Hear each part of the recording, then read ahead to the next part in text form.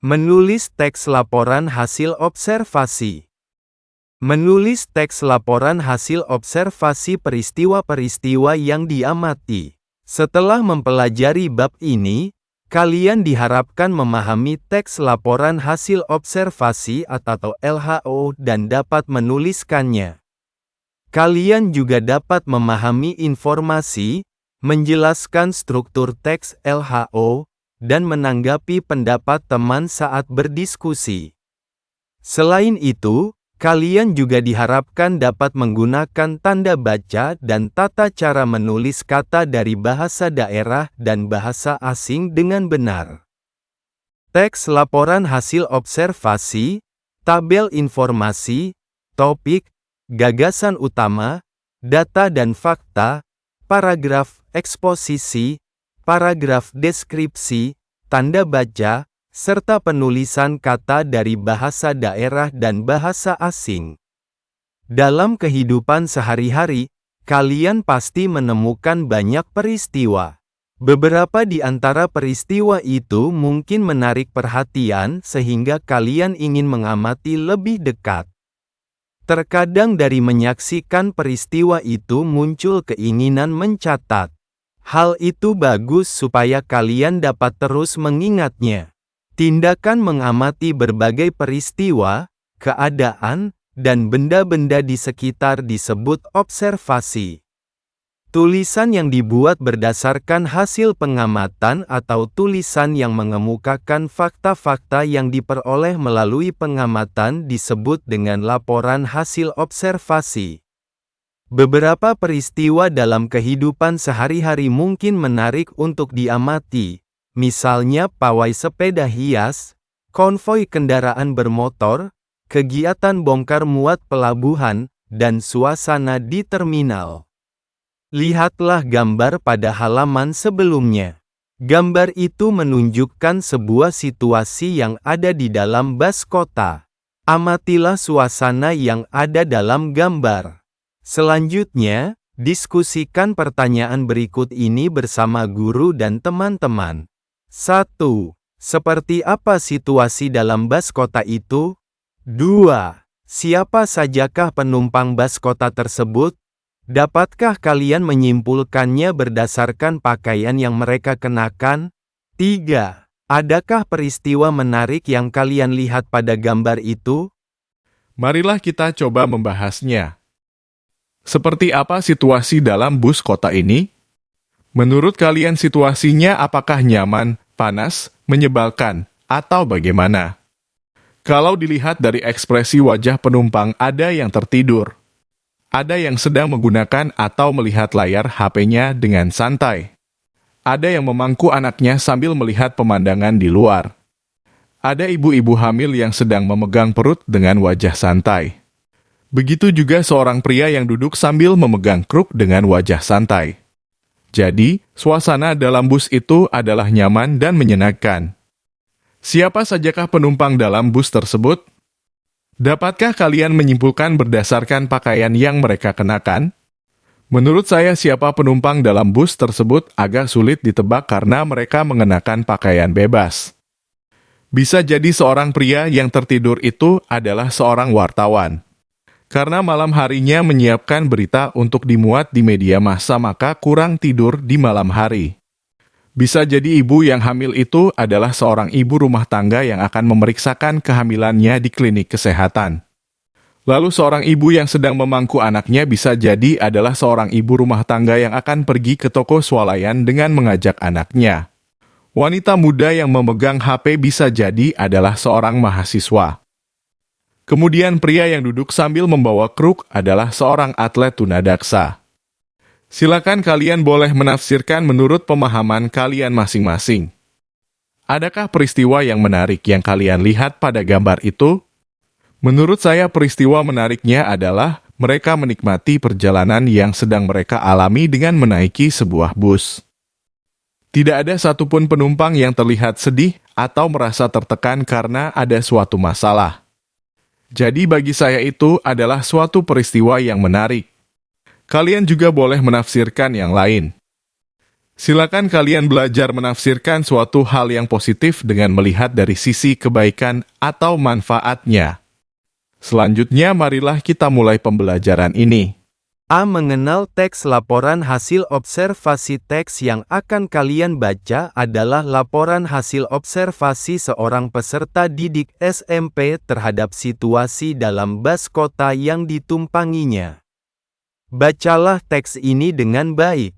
Cermatilah informasi-informasi yang ada dalam teks.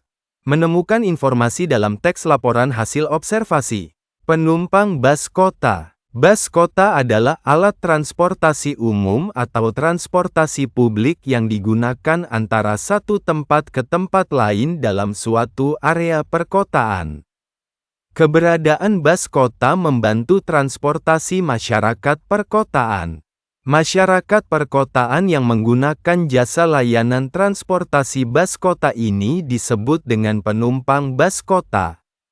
Mereka menggunakan bus kota untuk menuju tempat-tempat tertentu, seperti tempat kerja, sekolah, kantor, dan tempat tujuan lainnya.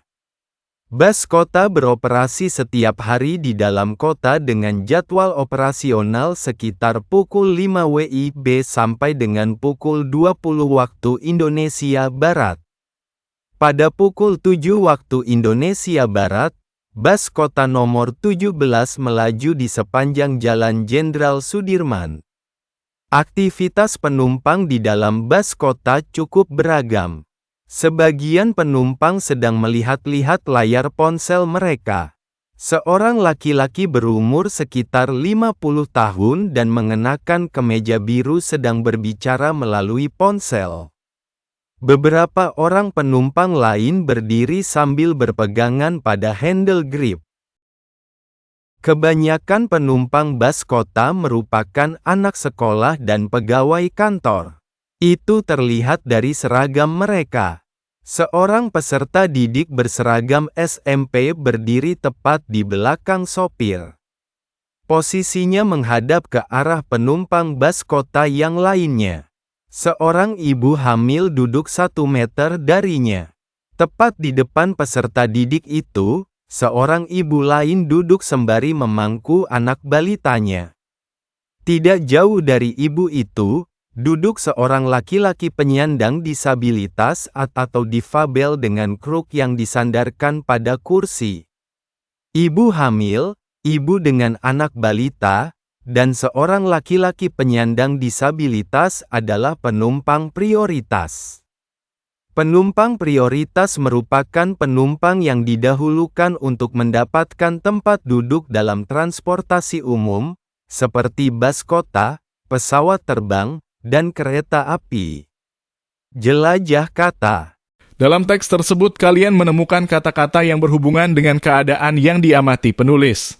Kalian dapat membaca kata-kata tersebut beserta pengertiannya pada kotak jelajah kata berikut. Penumpang prioritas adalah penumpang yang didahulukan untuk mendapat tempat duduk seperti orang lanjut usia, difabel, orang sakit, perempuan hamil, dan perempuan yang membawa anak balita.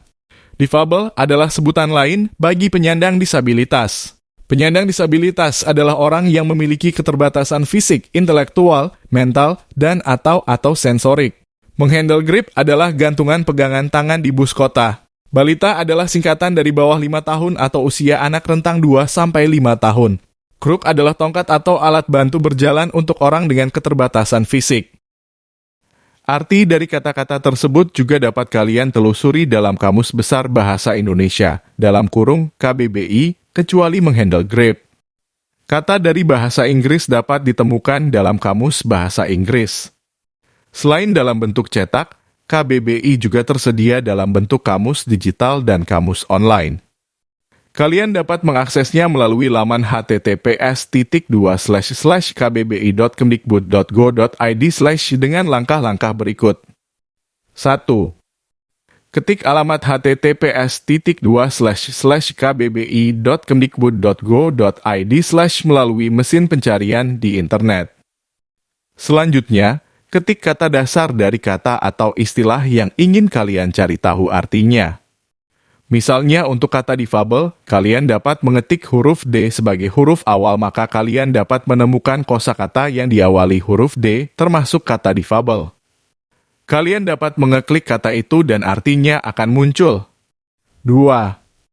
Jika kalian perhatikan, di depan setiap kata dalam kamus terdapat huruf kecil berwarna merah, yaitu huruf N. Huruf ini merupakan singkatan dari kelas kata, yaitu nomina. 3. Kalian dapat berlatih mencari arti kata dengan menggunakan KBBI daring dalam kurung online yang bisa diketik langsung di mesin pencarian. Kalian dapat langsung mengetik kata yang ingin diketahui dan artinya akan muncul. Dengan menemukan arti kata-kata tersebut, kalian telah berlatih menggunakan kamus. Berlatih. Kalian sudah membaca teks penumpang bus kota. Dalam tabel berikut terdapat beberapa kalimat informasi. Cermatilah ada atau tidaknya informasi tersebut di dalam teks, kemudian centanglah kolom yang sesuai. Kita lanjutkan latihan berikutnya. Teks laporan hasil observasi memiliki sifat objektif, yaitu memaparkan suatu keadaan tanpa dipengaruhi pendapat penulis. Kalian dapat melihat contoh kalimatnya dalam teks penumpang bus kota. 1. Seorang peserta didik berseragam SMP duduk tepat di belakang sopir. 2. Seorang laki-laki berumur sekitar 50 tahun dan mengenakan kemeja biru sedang berbicara melalui handphone. Tepat di depan peserta didik berseragam SMP itu, seorang ibu lain duduk sembari memangku anak balitanya. Ayo berlatih mengenali kalimat yang bersifat objektif dan subjektif. Perhatikan kalimat-kalimat dalam tabel berikut. Selanjutnya, berilah tanda centang pada kolom yang sesuai dengan jenis kalimat tersebut, termasuk objektif atau subjektif. Ingat, ciri-ciri kalimat objektif adalah tidak dipengaruhi pendapat pribadi penulisnya, sedangkan kalimat subjektif dipengaruhi pendapat pribadi penulis dan menggunakan bahasa yang emotif atau memancing emosi. Kalimat objektif mempunyai ciri-ciri sebagai berikut. 1. Berisi fakta yang dapat dibuktikan kebenarannya. 2. Tidak dipengaruhi pendapat atau pandangan pribadi. 3. Menyampaikan informasi yang sebenarnya sesuai dengan fakta atau kenyataan yang ada tanpa ditambah dan dikurangi. Dan 4.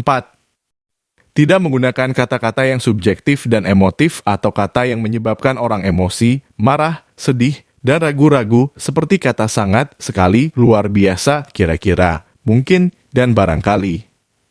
Sekarang, silakan centang kolom berikut ini sesuai dengan jenis kalimatnya. Untuk selanjutnya, silakan berlatih sendiri untuk membedakan mana kalimat yang objektif dan mana yang merupakan kalimat subjektif. Dengan mencentang kolom dalam tabel di atas, kalian sudah berlatih memahami kalimat objektif dan subjektif. Ini adalah contoh jawaban manakah yang berupa kalimat objektif dan manakah yang termasuk kalimat subjektif. Saatnya kalian berdiskusi. Duduklah berkelompok, lalu diskusikanlah pengalaman kalian saat berada di dalam kendaraan umum yang berkaitan dengan hal-hal berikut. 1. Kendaraan umum apa saja yang pernah kalian naiki? Pernahkah kalian mengalami situasi seperti yang ada dalam teks penumpang bus kota? 2. Bandingkan pengalaman kalian masing-masing. Apakah perilaku penumpang berbeda-beda untuk setiap jenis kendaraan? Diskusikanlah penyebabnya. Presentasikanlah hasil diskusi kalian di depan kelas. Kalian dapat menggunakan berbagai alat bantu, seperti gambar, foto, atau yang lainnya agar presentasi kalian lebih menarik. Kalian dapat meminta tanggapan kelompok lain atas presentasi kalian. Dengarkan pertanyaan yang mereka sampaikan, lalu diskusikan jawabannya bersama teman-teman satu kelompok. Kemukakan jawaban kalian secara sopan dan menggunakan bahasa yang baik. Hasil diskusi kalian dapat ditulis pada tabel seperti berikut. Dengan berdiskusi, kalian sudah berlatih untuk berbicara dan menyampaikan pendapat di depan orang banyak. Sekian dan terima kasih untuk materi kali ini. Sampai jumpa kembali pada materi berikutnya, yaitu tentang mengenal topik dan gagasan utama dalam teks laporan hasil observasi.